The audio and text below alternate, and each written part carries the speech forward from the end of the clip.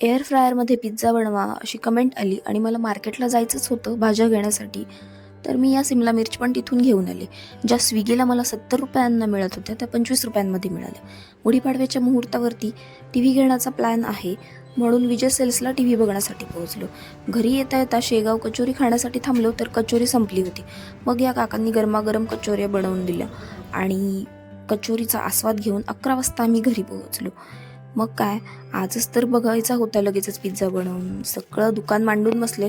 हे chilli flakes वगैरे मागच्या आठवड्यामध्ये ऑनलाईन मी पिझ्झा ऑर्डर केला होता तेव्हा मिळाले होते, जे मी अजूनही जपून ठेवले होते.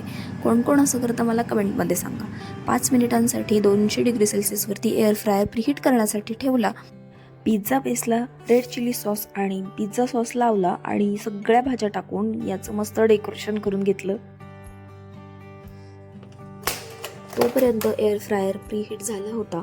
इकडे पिझ्झावरती मी रेड चिली फ्लेक्स वगैरे टाकले आणि हा जेव्हा पिझ्झा मी एअर फ्रायरमध्ये ठेवण्यासाठी घेतला तेव्हा मात्र माझी थोडीशी कसरत सुरू झाली होती, कारण एअर फ्रायर गरम होता. मग ही बास्केट बाहेर काढली आणि अगदी हळूवारपणे यामध्ये हा पिझ्झा ठेवला आणि 200 डिग्री सेल्सिअसवरती 8 मिनिटांसाठी हा एअर फ्रायर सुरू केला.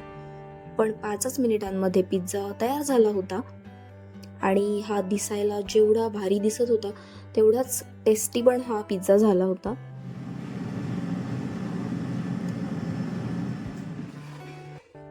मग काय, माझ्यामध्ये एवढा पिझ्झा बनवण्याचा कॉन्फिडन्स आला होता की मी लगेचच मैत्रिणीला फोन करून पिझ्झा पार्टीसाठी आमंत्रण देऊन टाकलं आणि पुढचे 5 ते 7 मिनिटे फक्त या पिझ्झाचे व्हिडिओ आणि फोटो काढण्यामध्ये गेले.